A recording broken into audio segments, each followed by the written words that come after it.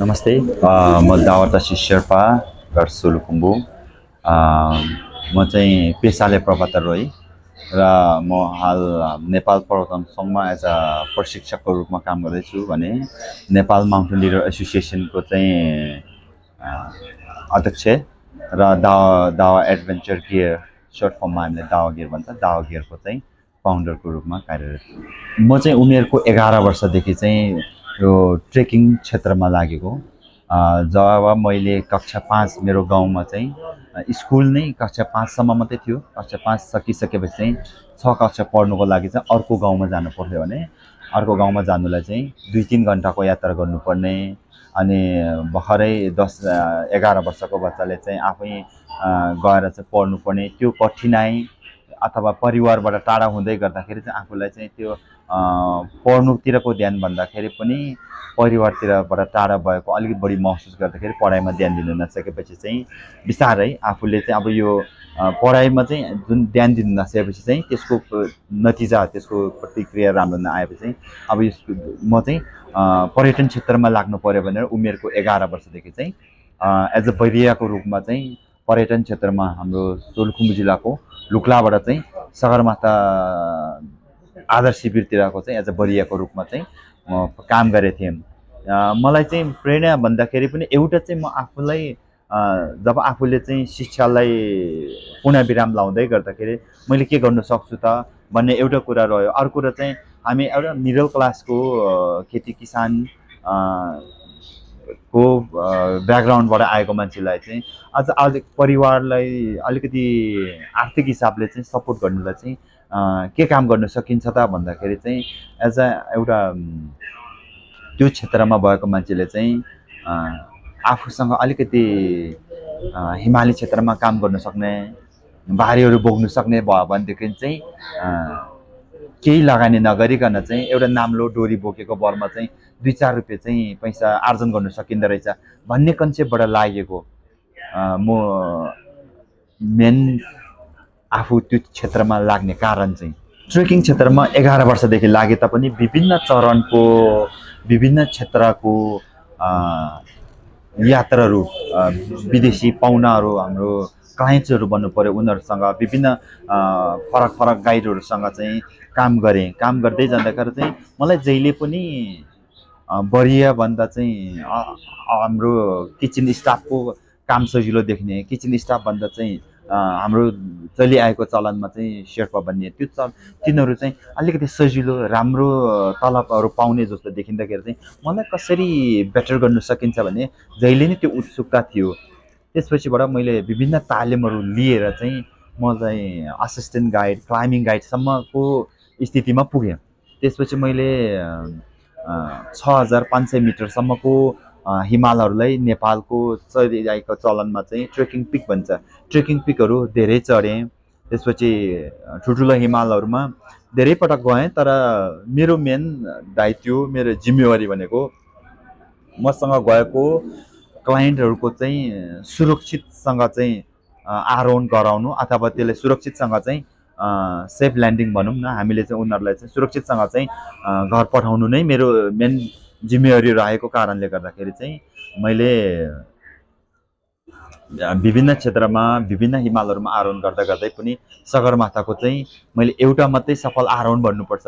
म धेरै पटक गए तापनि आफूलाई जुन एउटा प्रमाणीकरण गर्ने सङ्घ संस्था पर्यटन विभाग सरकारले दिएको कागज छ त्यसको विषयमा चाहिँ मलाई एउटा प्रभातर रोहीको हिसाबमा मात्रै भन्नु चाहन्छु कि मेरो मेन थिम भनेको यदि म नम्बरको पछाडि म यतिचोटि सब्मिट गरेँ भनेर जाने हो भनेदेखि चाहिँ म धेरैचोटि पुग्थेँ पनि होला। तर मेरो जिम्मेवारी जुन मेरो काँधमा छ त्यो भनेको चाहिँ मैले मसँग गएको चाहिँ ग्राहकहरू मेरो क्लाइन्ट्सहरूको टेक केयर गर्नु नै भएको कारणले गर्दा धेरैचोटि फिर्ता आउनुपर्ने भएको कारणले त्यसरी रह्यो। तर एउटा आफूलाई अविस्मरणीय क्षणको रूपमा लिनु पर्दाखेरि चाहिँ जब म गाइडिङकै क्षेत्रमा चाहिँ जाँदै गर्दाखेरि चाहिँ एउटा मेरो अघि मैले भने चाहिँ सफल आरोहणको एउटा एभिडेन्स भन्दै गर्दाखेरि मैले 2013मा चाहिँ सफल आरोहण गरेको प्रमाणपत्र पाएको चाहिँ म त्यसलाई चाहिँ मान्छु।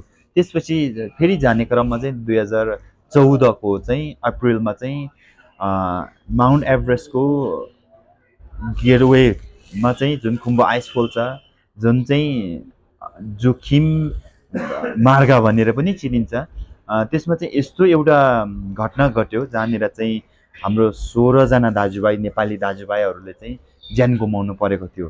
त्यसमा चाहिँ आफू पनि त्यही घटनाभित्र परेर चाहिँ त्यहाँबाट चाहिँ एउटा जीवित व्यक्तिको रूपमा निस्किनु पाउँदाखेरि चाहिँ यसलाई चाहिँ एउटा हाम्रो पर्यटन क्षेत्रमा चाहिँ दुःखद घटना पनि भन्नुपर्छ। जन कि हाम्रो 16जना नेपाली दाजुभाइहरूले चाहिँ ज्यान गुमाए। तर त्यो अर्को हिसाबमा हेर्दाखेरि सुखद क्षण पनि भन्नुपर्छ म आफैले आफूलाई, कि म आज यो ठाउँमा जीवित छु। यही कारणले गर्दाखेरि चाहिँ 2014को चाहिँ मेरो सगरमाथा आरोहणको क्रममा घटेको घटना र त्यही क्रमलाई नै मैले चाहिँ यो अविस्मरणीय क्षण भनेर चाहिँ अहिलेसम्म लिने गरेको छु। हिमाल क्षेत्रमा लाग्दै गर्दाखेरि चाहिँ तपाईँ हामीलाई अथवा मलाई जुन क्षेत्रमा काम गर्दै गर्दाखेरि चाहिँ तपाईँ हामीले पाउने शिक्षा अथवा मैले पाएको शिक्षा भनेको चाहिँ के हो भने मानवताभन्दा ठुलो कुरा चाहिँ केही पनि होइन रहेछ। चाहे त्योसँग चाहिँ मास्टर डिग्री, ब्याचलर डिग्री होस् अथवा त्योसँग पढाइ लेखाइ केही पनि नहोस्, हिमालमा काम गर्दाखेरि टिम र कोअपरेसन भनिन्छ हाम्रो ट्रेकिङको भाषामा। हाम्रो जुन एउटा ग्रुपमा जान्छ, बाहिर आफ्नो परिवारबाट बाहिर उत्रिएर चाहिँ म यस्तो खालको पेसामा लाग्छु भनेर गइसकेपछि चाहिँ आफ्नो एउटा टिममा बाँधिसके, एउटा ग्रुपमा बाँधिसकेपछि चाहिँ चाहे त्यो जुनसुकै धर्म जातिको होस्, जुनसुकै फरक उमेरका होस् अथवा फरक फरक पेसा, लिङ्ग, धर्मको होस्, यो सबैले चाहिँ एउटा आफूले एउटा हिसाबमा सोच्ने हो भनेदेखि चाहिँ मानवताको हिसाबले चाहिँ यो मेरो टिम हो, यसले मैले चाहिँ टेक केयर गर्नुपर्छ, यसलाई मैले हेरचाह गर्नुपर्छ भन्ने सोच चाहिँ एकदमै ठुलो हो। र यही ज्ञानले गर्दाखेरि चाहिँ हिमाली क्षेत्रमा सम्पूर्ण नेपालीहरूले चाहिँ एक अर्कोले गर्ने चाहिँ बिहेभ, जुन आफूले गर्ने सहायता त्यो त्यसरी उत्पन्न हुँदो रहेछ हिमालको क्षेत्रमा। किनभनेदेखि चाहिँ कतिपय ठाउँमा हेर्ने हो भनेदेखि चाहिँ हामीले आजकलको जमानामा इभन आफ्नै परिवारको आफ्नो बुवाले अथवा छोराले खाँदै गर्दाखेरि चाहिँ अर्को व्यक्ति हेरेर बस्नुपर्ने जमानामा चाहिँ हिमाली क्षेत्रमा चाहिँ समस्या परेको खण्डमा एउटा चक्लेट बाँडेर खाने, एक मुख पानी बाँडेर खाने भनेको मानवताभन्दा ठुलो कुरा अथवा त्योभन्दा ठुलो शिक्षा चाहिँ मलाई कुनै पनि डिग्री होइन जस्तो लाग्छ क्या। हाम्रो हिमाली क्षेत्रमा चाहिँ एकले अर्कोले गर्ने सहयोग र आफूसँग म यस्तो गर्छु भन्ने खालको भाव छैन भनेदेखि चाहिँ फेरि त्यो कहीँ काम नलाग्ने रहेछ। यसले गर्दा हिमाल क्षेत्रमा मैले जति आफूले गर्ने बेलामा आफूले जति दुःख भोगेर गरेँ र आफूले काम गर्दै जाने क्रममा जति आफूभन्दा तल्लो वर्गको, आफूभन्दा माथिल्लो वर्गको काम गर्ने कामदारहरू, सिनियर जुनियर जुनसुकैमा चाहिँ देख्ने जुन ग्यापहरू छ, त्यसलाई चाहिँ ब्रिजिङ गर्ने भनेको चाहिँ त्यो न त धनले गर्यो न त शिक्षाले नै गर्यो। त्यो सबैभन्दा ठुलो कुरा चाहिँ यसले मैले सहयोग गर्नुपर्छ अथवा यसले मलाई सहयोग गर्छ भन्ने चाहिँ भाव चाहिँ मानवताबाट नै हुँदो रहेछ। यो नै सबैभन्दा ठुलो शिक्षा हो क्या हाम्रो हिमाली क्षेत्रमा अथवा हाम्रो पेसामा हुने चाहिँ। मैले चाहिँ जब अघि मैले भने चाहिँ 2014मा खुम्बु आइसफलभित्र एउटा विषम घटना घट्यो जहाँनिर चाहिँ हाम्रो 16जना नेपाली दाजुभाइहरूले चाहिँ ज्यान गुमाए। म आफै 11 वर्षको उमेरदेखि चाहिँ ट्रेकिङमा लागेर हिँडेको मान्छे र पछि यत्रो सालसम्म आफूले चाहिँ आफ्नो समय भयो, लगानी भयो, अनुभव भयो, यति खर्च गरिसकेपछि चाहिँ आएर चाहिँ आफूलाई एउटा कालखण्डमा पुर्याएर चाहिँ एउटा घटना घट्यो। त्यसपछि मलाई के लाग्यो भने अब म हिमालमा काम गर्नु सकेन भने मेरो वैकल्पिक आम्दानीको स्रोत के त, मैले के काम गर्नु सक्दिनँ त भनेर चाहिँ धेरै अनुभव बटुली हेरेँ, धेरै कुराहरू सोचेँ हेरेँ। मैले ट्रेकिङ कम्पनी पो सुरु गरौँ कि भनेर पनि सोचेँ। त्यसपछि ट्रेकिङ कम्पनी सुरु गर्दै गर्दाखेरि चाहिँ यदि विदेशी पाहुनाहरू आइदिएन भने, त्यहाँसम्म अरूसँग कम्पिटिसन गर्नु सकेन भने के गर्ने त भन्ने कुरा गरेँ। अनि त्यसपछि चाहिँ एउटा गार्मेन्ट जस्तै लुगा कपडाको पसल सुरु गर्दा, ब्रान्ड सुरु गर्दा के त भनेर सोच्दै गर्दाखेरि चाहिँ हामीले एउटा मिडियम रेन्जको कपडा उत्पादन गर्नु सक्यो भने यसले नेपालीहरूलाई एउटा सहज वातावरण पनि ल्याउँछ होला। र अर्को कुरा चाहिँ आफ्नो दैनिकी पनि चलाउन सकिन्छ कि भन्ने सोचबाट चाहिँ दावा गियर भन्ने एउटा चाहिँ ब्रान्डको उत्पादन भयो। हामीले 2015मै यो चाहिँ दर्ता गऱ्यौँ। तर दर्ता गरेपछि चाहिँ विभिन्न कारणहरूले गर्दाखेरि चाहिँ आर्थिक हिसाबले भौतिक हिसाबले मैले चाहिँ 2-3 वर्ष चाहिँ त्यसलाई चलाउनु पाएन। चलाउन नपाइसकेपछि चाहिँ त्यहाँबाट फेरि म बिस्तारै अब के त भन्दाखेरि चाहिँ आफ्नो अनुभवले आफूसँग भएको ज्ञान सिपले फेरि म ट्रेकिङमा फर्केँ। ट्रेकिङमा फर्केपछि चाहिँ अब म ट्रेकिङमा फर्किनु सक्ने रहेछु। अब चाहिँ यो कम्पनीलाई क्लोज गर्नु पर्यो भनेर पनि सुरु गरेँ अरे। तर त्यसलाई बन्द गर्ने प्रक्रियामा जाँदै गर्दाखेरि चाहिँ फेरि सरकारी हिसाबमा चाहिँ हामीले दर्ता गरिसकेपछि 3 वर्षको ट्याक्स तिर्नुपर्ने रहेछ। अनि ट्याक्स तिर्दै गर्दाखेरि चाहिँ अब मैले केही पनि गरेको छैन। अनि केही नगरिकन ट्याक्स किन तिर्ने त भन्ने कुरा जाँदै गर्दा सरकारी संयन्त्र अनुसार चाहिँ तिर्नै पर्यो भन्ने कन्सेप्टमा आइसकेपछि चाहिँ मैले त्यसपछिबाट चाहिँ एउटा माइन्डसेट बनाएर 50वटा कटनको टी सर्टबाट सुरु गरेँ। र अहिले आएर चाहिँ नेपाली पर्यटनमा अथवा नेपाली आरोहहरूले चाहिँ यसले के सहयोग पुर्याउँछ त भन्दै गर्दाखेरि चाहिँ नेपालमा अहिले चाहिँ धेरै फरक फरक ब्रान्डहरू आएकोले गर्दाखेरि चाहिँ अलिकति नेपालमा पनि कम्पिटिसन मार्केट छ। तर यो हुँदै गर्दा जब मैले सुरु गर्दाखेरि नेपालमै उत्पादन गर्ने ब्रान्डहरू अलिक कम थिए र विदेशी ब्रान्डहरू बढी हुँदै गर्दाखेरि चाहिँ विदेशी उत्पादनहरू क्वालिटीको हिसाबले राम्रो भए तापनि खर्चको हिसाबले अथवा चाहिँ यसको दामको हिसाबले चाहिँ एकदमै महँगो भएको कारणले गर्दाखेरि सबै प्रवाता रोही अथवा सबै हाम्रो नेपाली दाजुभाइहरूले त्यो सामान किनेर लाउने ल्याएकाहरू चाहिँ धेरै कमले राखे अथवा धेरैजनालाई राखे पनि मेरो नजरबाट चाहिँ धेरै कमले त्यसको पहुँचमा छ भन्ने लाग्यो। त्यसपछिबाट चाहिँ आफूले सुरु गरेको चाहिँ एउटा चाहिँ निम्न वर्गको मान्छेले नै लाउन सक्ने र पर्वतारोहण क्षेत्रमा लागेको मान्छेलाई चाहिँ अलिकति न्यानोपन पनि दिने र सबैको पहुँच पुग्ने खालको चाहिँ दर रेट पनि राख्ने भन्ने हिसाबबाट चाहिँ यो दावा गियर उत्पादन भएर चाहिँ अहिलेसम्म बजारमा चलिरहेछ। र यसले चाहिँ जहाँसम्म लाग्छ जुन मैले सुरु गरेपछि पछाडि अरू ब्रान्डहरू पनि आए र मेरै रेन्जको दामले गर्दाखेरि चाहिँ उनीहरू पनि कम्पिटिसन गर्दैछ भनेपछि चाहिँ अहिले यसले चाहिँ सम्पूर्ण नेपाली पर्वतारोहीहरूलाई चाहिँ अझै राम्रो गर्दैछ। किनभने यो भएन भने यो किन्ने भन्ने हिसाबले चाहिँ त्यहाँ वैकल्पिक पनि रह्यो र यो विदेशीभन्दा धेरै फरक रहेनछ र प्राइसको हिसाबले हेर्ने हो भनेदेखि चाहिँ यो हाम्रो लागि सुइटेबल छ भनेर धेरैजनाले मन पराइदिनु भएको छ। यसरी नै यो हाम्रो पर्यटन क्षेत्रमा चाहिँ यो दावा गियरले चाहिँ केही हदसम्म चाहिँ सहयोग गर्न सकेको छ। यसमा चाहिँ हामीले चाहिँ नेपालमा आफ्नो यो उत्पादन आफ्नै पोसाकको लाइनमा नेपाली पोसाकको लाइनमा नगए तापनि यो हामी सबैले लाउने भनेको चाहिँ एउटा आउटडोर इक्विपमेन्ट बन्छ। हाम्रो चाहिँ जुन हिमाली क्षेत्रमा गर्ने गतिविधिमा लाउने चाहिँ अलिकति तन्किने अलिकति न्यानोपन अलिकति धुँदाखेरि छिटो सुक्ने खालको त्यस्तो खालको टेक्निकल फ्याब्रिकहरू धेरै प्रयोग गर्नुपर्ने हुन्छ। तर त्यो हुँदै गर्दाखेरि पनि राष्ट्रमा र अन्तर्राष्ट्रिय जगतमा चाहिँ नेपालमा उत्पादन भएको अथवा मेड इन नेपाल भन्दाखेरि चाहिँ यो हाम्रो राष्ट्र जोड्नु पाउँदाखेरि चाहिँ त्यो नै ठुलो कुरा हो जस्तो लाग्यो मलाई चाहिँ।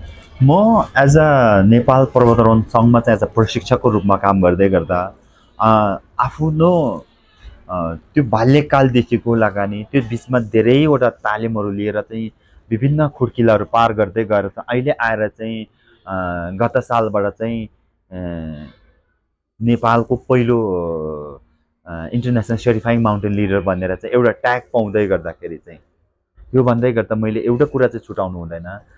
पहिलो नेपालीको रूपमा हाम्रो कृष्ण कुमार मगर भन्ने एउटा सर हुनुहुन्छ जुन चाहिँ नेपालको पाठ्यक्रमहरूको कोर्सहरू सकेर चाहिँ त्यसपछि चाहिँ नेपाल चाहिँ पुनः फुल मेम्बर नभएको स्थितिमा चाहिँ उहाँले चाहिँ फ्रान्समा चाहिँ एउटा दुईवटा चाहिँ तालिमहरू लिएर पहिलो नेपालीको रूपमा हुनुहुन्छ भनेदेखि चाहिँ नेपाल नै फुल मेम्बर्स उम्ला भन्ने संस्था छ, union of international mountain leader association, त्यसको फुल मेम्बर भएर चाहिँ फुल मेम्बर हुँदै गर्दाखेरि चाहिँ नेपालको पहिलो व्यक्ति भनेर चाहिँ एउटा ट्याग दिएको छ मलाई।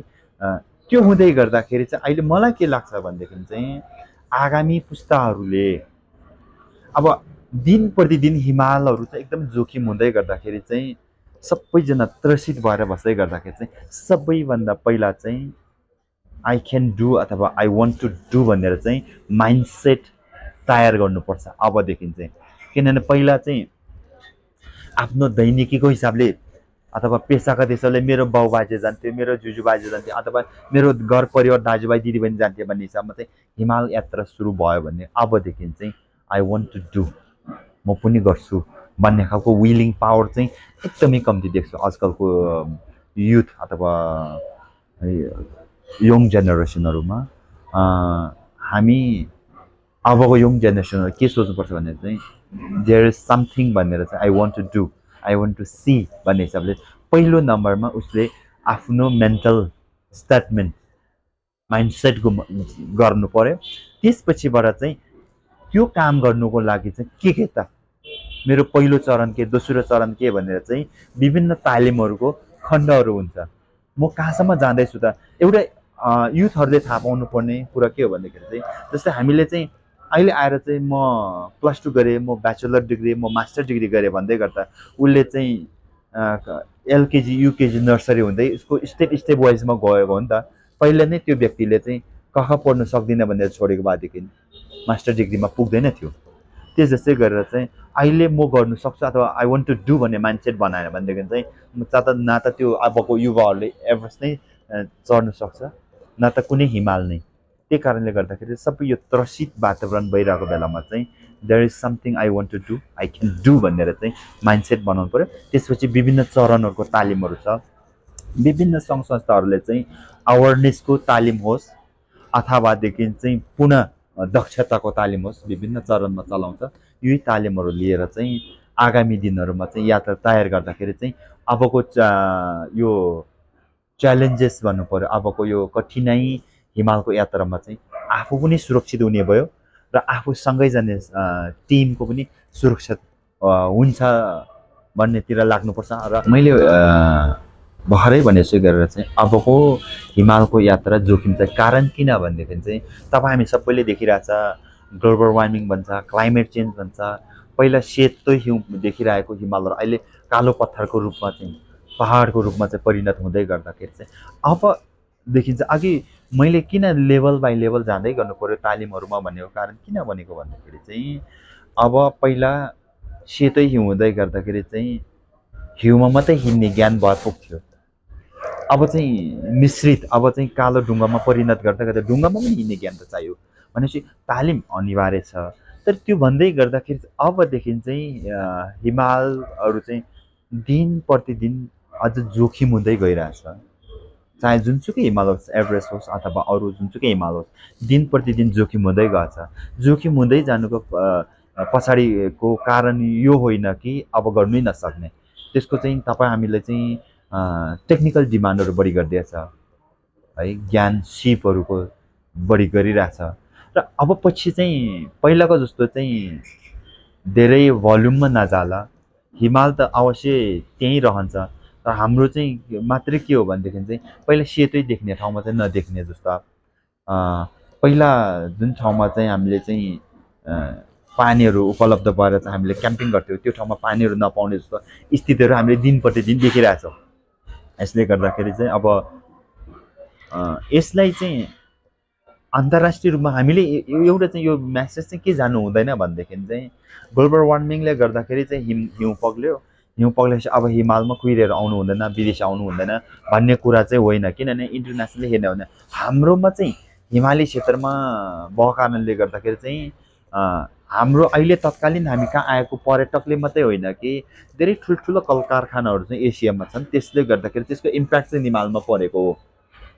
हामीले आज तत्कालै सगरमाथामा चाहिँ 200-400 जना मान्छे आउँदैमा यो धेरैवटा न्युजहरूमा छापिएको कुराहरू चाहिँ एउटा ट्राफिक जाम भयो भन्ने हिसाबले धेरै न्युजहरू फैलिरहेछ। हामीले एकदमै ध्यान दिनुपर्ने, मलाई यहीँबाट भन्नु मन लाग्यो के हो भनेदेखि चाहिँ एभरेस्टमा 400-500 जना मान्छेले चढ्दै गर्दाखेरि चाहिँ माथि वेदर विन्डो कति दिन्छ त? के सगरमाथामा चाहिँ दिनकै 400-500 जना मान्छेले चढ्छ त? के सगरमाथामा चाहिँ दिनकै यत्रो ट्राफिक जाम हुन्छ त भनेर हामी सबैले निहाल्नुपर्ने स्थिति छ। अवश्य इम्प्याक्ट परेछ, हिउँ भएको ठाउँमा हिउँ नपर्ने समयमा हिउँ नपर्ने स्थितिहरू त छ।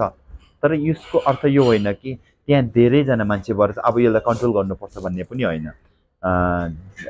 धेरै मिडियाहरूमा धेरै ठाउँहरूमा चाहिँ के आइदियो भनेदेखि चाहिँ एभरेस्टमा ट्राफिक जाम भयो, अब चाहिँ नम्बर अफ प्याक्स चाहिँ कन्ट्रोल गर्नुपर्छ भन्ने कुराहरू आइरहेछ। तर हामीले इन रियालिटीमा हेर्यो भने 365 दिनलाई बाघ लगाउँ न त। यति हेर्ने हो भनेदेखि चाहिँ एभरेस्टमा स्प्रिङमा मे महिनामा डोरी टाङ्ने टुप्पोमा डोरी टाँगेपछि चाहिँ मेको इन्डसम्ममा सबैले चढिसक्छ। तर सबैले चढिसक्दै गर्दा वेदर विन्डो भनेको 4-5 दिनदेखि 2 हप्तासम्म हुन्छ। त्यति बिचमा चढ्ने हो 400-500 जना भनेपछि चाहिँ त्यति 400-500 जना मान्छे चाहिँ 1 वर्षमा बाघ लाउने हो भने 0.0% हो क्या है।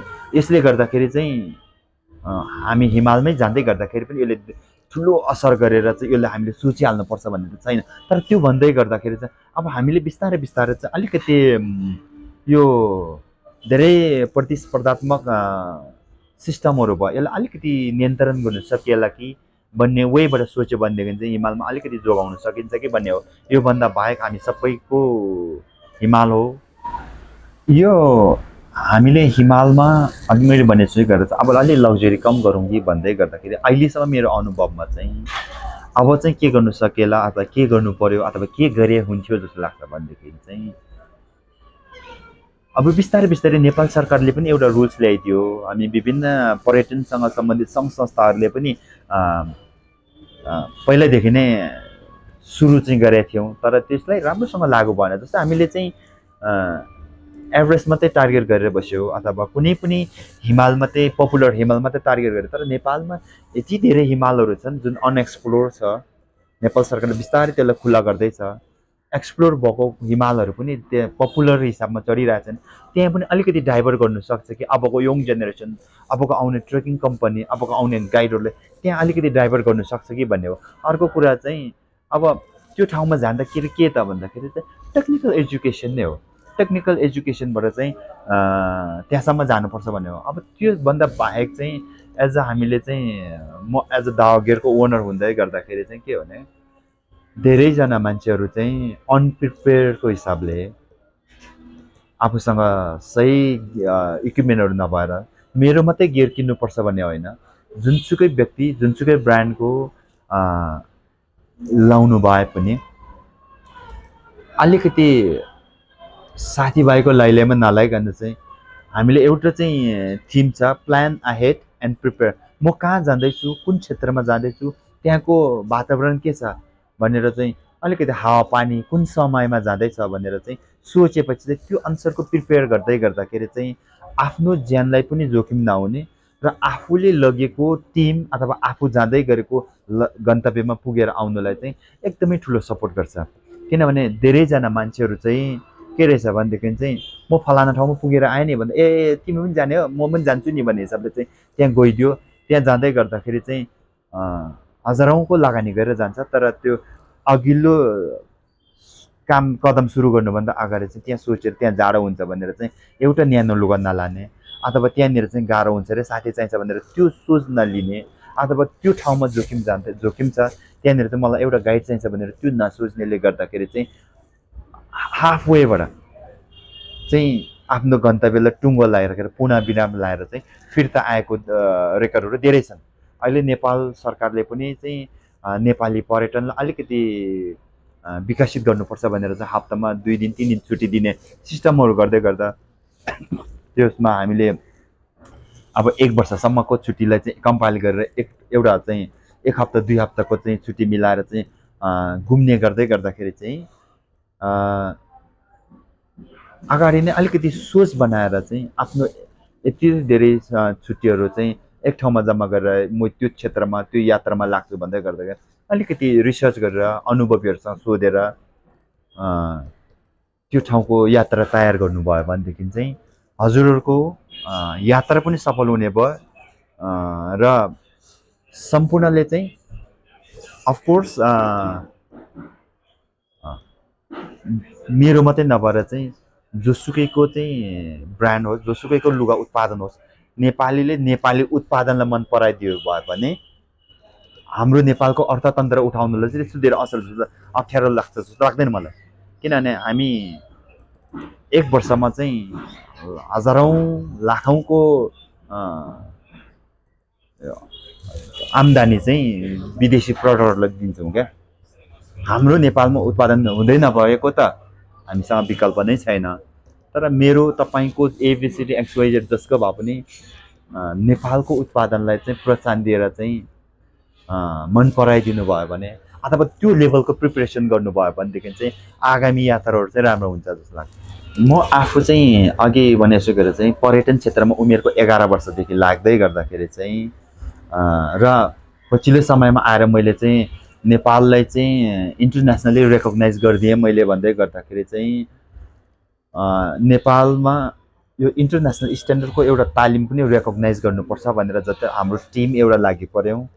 त्यो भित्र म एउटा प्रशिक्षकको रूपमा थिएँ र नेपाल माउन्टेन लिडर एसोसिएसन भन्ने संस्था दर्ता भयो। तत्कालीन अवस्थामा म महासचिवको रूपमा थिएँ। मेरो अध्यक्ष हुनुहुन्छ केशर श्रेष्ठज्यू भन्ने, उहाँ अध्यक्ष र म महासचिवको हिसाबमा चाहिँ हामीले चाहिँ विभिन्न देशमा रोमेनियामा चाहिँ गएर चाहिँ आफ्नो प्रस्तुतिहरू दिएर चाहिँ यो तालिमलाई अलिकतिसम्म चिनाउने काम गऱ्यौँ।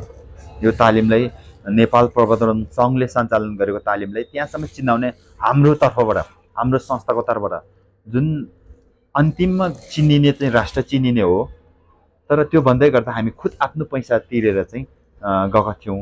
र पछिल्लो समयमा गत साल नोभेम्बरको 2 तारिक चाहिँ यो union of international mountain leader एसोसिएसनको साधारण सभा चाहिँ नर्थ म्यासेडोनियामा भएको थियो। त्यो बेलामा चाहिँ as a Nepal mountain leader एसोसिएसनको अध्यक्षको हिसाबले म आफ्नो खुद लगानीमा गएर चाहिँ नेपाललाई चाहिँ त्यो संस्थाको चाहिँ फुल मेम्बर बनाएर चाहिँ नेपालमा पनि यस्तो पर्यटन क्षेत्रमा काम गर्ने दक्ष जनशक्ति छ भनेर चाहिँ त्यहाँ घोषणा गरेर चाहिँ त्यो घोषणा क्रममा चाहिँ नेपाललाई दक्ष जनशक्ति उत्पादनको केन्द्रबिन्दु अथवा नेपालमा चाहिँ दक्ष जनशक्ति छ भनेर चाहिँ उनीहरूको पाठ्यक्रम र उनीहरूको कार्यविधि, उनीहरूको तालिमको गतिविधि अनुसार दिनु पाउने कि नपाउने भनेर चाहिँ भोटिङ भएको थियो र 25वटा राष्ट्रले भोट गरेर चाहिँ नेपाललाई फुल मेम्बर बनाएको स्थितिमा चाहिँ मेरो तर्फबाट पर्यटन क्षेत्रमा आगामी दिनमा आउने आफूले प्रशिक्षण गर्ने त छँदैछ।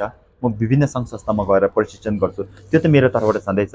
र नेपालको सरकार अथवा नेपाल पर्यटन क्षेत्रमा चाहिँ योभन्दा ठुलो योगदान हामीले गर्नु सक्छ जस्तो लाग्दैन र योभन्दा ठुलो योगदान हुँदैन पनि होला सायद।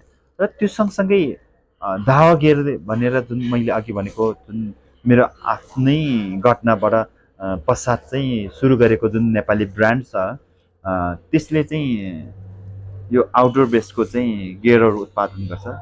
त्यसमा चाहिँ मैले आफूले उत्पादन सुरु गरेको सालदेखि नै 2017देखि नै के चाहिँ एउटा आफ्नै सोचाइमा के बनायो भन्दाखेरि चाहिँ आफूलाई 1 वर्षभरि गरेको व्यापारको नाफाको केही प्रतिशत चाहिँ मैले समाजमा दिनुपर्छ भन्ने लागेर चाहिँ प्रत्येक वर्षको हिउँद महिनामा चाहिँ विभिन्न अनाथ आश्रयतिर चाहिँ न्यानो कपडाहरू वितरण गर्दै आइरहेको छु। र यो 2025को जनवरीमा मात्रै मैले यो गोकर्णेश्वरमा भएको अपाङ्ग हस्पिटलको साइडमा भएको अपाङ्गहरूलाई, तारकेश्वरमा भएको अपाङ्ग केन्द्रमा 2-3 ठाउँमा गएर हामीले दावा गियरबाट तर्फबाट चाहिँ 200 जना जति मान्छेलाई चाहिँ न्यानो कपडाहरू वितरण गरेँ। तर यो भन्दै गर्दा मलाई चाहिँ एउटा के कुरा भन्नु मन लागेको छ भनेदेखि चाहिँ मैले समाजमा दिने त यो नै रह्यो, यो म निरन्तर गर्छु पनि। तर मेरो यो एकल प्रयासले होइन, जति मेरो कस्टमरहरू हुनुहुन्छ, चाहे त्यो कम्पनी कस्टमर होस् चाहे इन्डिभिजुअल कस्टमर होस्, दावागिरले मन पराइदिनु भयो, यहाँहरूले लगाइदिनु भयो। यहाँहरूको सहयोगले नै मैले चाहिँ यतिजनालाई चाहिँ गर्वका साथ यो वर्ष मैले यति 100 जनालाई न्यानो कपडा वितरण गरेँ भन्दाखेरि चाहिँ जति म कहाँ जोडिनु भएको कस्टमरहरू छ यहाँहरूको नि पुनः सहयोग छ। यहाँहरूको सहयोग बिना म त्यहाँ पुग्नै सक्दैन थिएँ र यहाँहरूको निरन्तर सहयोगबाट नै मैले दावागिरले जतिसम्म सकिन्छ यसलाई चाहिँ निरन्तरता गर्ने नै हो हामीले समाजमा दिने भनेको। किनभने मैले आफ्नो जीवनमा घटेको जुन घटनाबाट सिकेर आएको चाहिँ के हो भनेदेखि चाहिँ डु समथिङ गुड, केही राम्रो काम कार्य गरिराखौँ, त्यति हो। भोलि हामीले लाने त केही पनि होइन रहेछ भन्ने कन्सेप्टले नै मैले निरन्तरता दिइरहेको छु। मैले बजारमा चाहिँ दावा गियर 2017बाट ल्याउन सुरु गरेको थियो, 50 पिस कटनको टी सर्टबाट। त्यो एकदमै मैले धेरैचोटि भन्ने गरेको छु कि कसरी सुरुवात भयो भनेर। 50 पिस कटनको टी सर्टबाट सुरु गर्दै गर्दा मेरो श्रीमतीले चाहिँ सानो बच्चा बोक्ने बेबी क्यारियरको चाहिँ मुनि चाहिँ जुन न्यापकिनहरू बोक्ने पकेट छ त्यसमा चाहिँ 2-4वटा टी सर्ट बोकेर चाहिँ आफ्नो साथीभाइहरूसँग आफन्तहरूसँग चाहिँ मेरो यस्तो छ किनिदेऊ न भनेर बोक्थ्यो भने बेच्थ्यो भनेदेखि चाहिँ मैले चाहिँ आफू लाउँथेँ र 2-4वटा चाहिँ आफ्नो झोलामा बोकेर चाहिँ ट्रेकिङमा हिँड्थेँ। अनि विदेशी पाहुना कुहिरहरूले चाहिँ यो के हो तिमीले यसो लाग्छ केही कनेक्सन छ भन्दै गर्दा म चाहिँ यसरी हिमालबाट बचेको मान्छे अनि यसरी चाहिँ यो बनाएर आफ्नो स्टोरीको लागि चाहिँ बनाएको, त्यही कारणले चाहिँ यो म यस्तो व्यक्ति हो भनेर चिनाउनुको लागि बनाएको। भने तिमी आफै मात्रै लाउँछ त हामीले कहाँ पाउने त भन्दै गर्दाखेरि चाहिँ अनि मसँग छ नि भनेर चाहिँ एउटा दुइटा ज्वालाबाट निकालेर बेच्थ्यो। अनि बिस्तारै बिस्तारै नेपाली साथीभाइहरूले नै मन पराइदिनु भयो। अनि त्यसपछि चाहिँ तिमी मात्रै लाएर त भन हामी पनि लाउनु पऱ्यो नि भनेर चाहिँ धेरैजनाको सल्लाह सुझाव र राय अनुसार चाहिँ बिस्तारै बिस्तारै त्यसलाई अलिकति ठुलो बनाउँदै गर्दाखेरि चाहिँ अहिले चाहिँ यहाँसम्म पुगेको छु। र मैले प्रत्येक वर्ष बाँड्दै गर्दाखेरि चाहिँ बजारमा यो पनि आयो कि मैले प्रत्येक वर्ष बाँड्दै गर्दाखेरि चाहिँ हामीले सामाजिक सञ्जाल अथवादेखि चाहिँ समाचारतिर पनि हाल्ने गरेछु यो वर्ष यतिले बाँडे भनेर। यो भन्दै गर्दाखेरि चाहिँ मलाई यो आफूलाई पपुलर हुनुको लागि चाहिँ मैले सामाजिक सञ्जाल अथवादेखि चाहिँ न्युजहरूमा हालेको होइन, मैले यसरी दिँदै गर्छु। त्यही कारणले गर्दा हाम्रो प्रडक्ट यस्तो छ भनेर कस्टमरले त्यो भनेको चाहिँ म कहाँ जोडेको कस्टमरहरूलाई चाहिँ यसले यो वर्ष दियो है भनेर चाहिँ त्यो मेसेज दिनुलाई मैले सामाजिक सञ्जालमा अथवा न्युजहरूमा हालेको। तर यो हाल्दै गर्दा कतिपय व्यक्तिहरूले चाहिँ यसले चाहिँ विदेशी फन्डहरू उठाउने रहेछ, विदेशी फन्डबाट चाहिँ यसले यसरी चाहिँ गर्ने रहेछ भन्ने कुराहरू पनि नआएको होइन। यो बाहिर बाहिर यसो म कहाँ नआए पनि बाहिर बाहिर यसो कुराहरू हुँदो रहेछ। तर अहिलेसम्म मलाई चाहिँ यो तिमीले वर्षै पछि लुगा बाँड्दो रहेछ भनेर चाहिँ कुनै पनि सङ्घ संस्था कुनै पनि विदेशी संस्थाबाट चाहिँ अथवा कुनै पनि विदेशी व्यक्तिबाट चाहिँ 1 रुपियाँ पनि मसँग आएको पनि छैन। जुन कुरा चाहिँ नितान्त मेरो चाहे त्यो नेपाली होस् चाहे विदेश होस् चाहे व्यक्तिगत होस् चाहे संस्थागत अथवा कम्पनीको कस्टमर होस् यहाँहरूको साथ सहयोगले नै जतिसम्म मैले सकिन्छ त्यति चाहिँ मैले समाजलाई अथवा मैले गर्न सक्ने चाहिँ समाजमा योगदान गरेको मात्र हो। कुनै पनि विदेशी सहयोग अथवा कहीँबाट मैले चाहिँ यो गर्छु भनेर फन्ड उठाएको छैन। अफकोर्स मैले यो भन्नुपर्छ कि मैले यसरी बाँड्छु भनेर चाहिँ मेरो व्यापारी पोलिसी हो, मैले यो भन्नुपर्छ। मैले यसरी बाँड्छु नि भन्दै गर्दाखेरि चाहिँ कसैले चाहिँ एउटा सामान किनिदिन्छ भनेदेखि त्यो मेरो व्यापारिक पोलिसी हो। तर यो भन्दै गर्दाखेरि चाहिँ मैले चाहिँ उनीहरूबाट पैसा उठाएर चाहिँ मैले त्यो दानहरू गरेको छैन पनि यहीँबाट भन्नु चाहन्छु। मैले चाहिँ विभिन्न सङ्घ संस्थामा चाहिँ रहेको फरक फरक क्षमता भएको चाहिँ व्यक्तित्वहरू वृद्ध बुवा आमा अथवा सानो बालबालिकाहरूलाई चाहिँ यसरी चाहिँ न्यानो कपडाहरू चाहिँ वितरण गर्दै आइरहेको छु। म आफैले चाहिँ यति भन्दै गर्दाखेरि चाहिँ मैले चाहिँ यहाँ एउटा भन्नै कुरा चाहिँ जब म सगरमाथामा चाहिँ त्यो एक्सिडेन्टबाट चाहिँ आएपछि चाहिँ विभिन्न समाचारहरूमा चाहिँ 12जना बिते 13जना बिते अथवा चाहिँ यो डोरी टाङ्ने व्यक्तिहरू चाहिँ यसरी घटनामा परे भनेर चाहिँ विभिन्न समाचारहरूले छाप्नुभयो।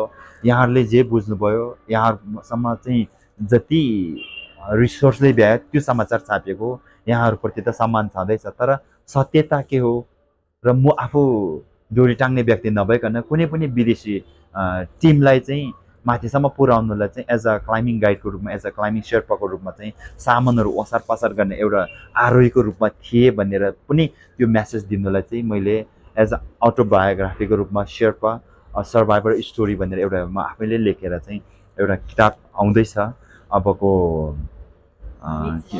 मे महिनामा नै लन्च गर्ने तर्खरमा छु।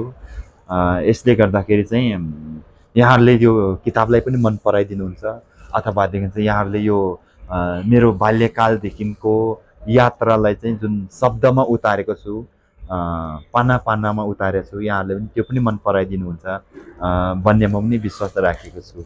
धन्यवाद।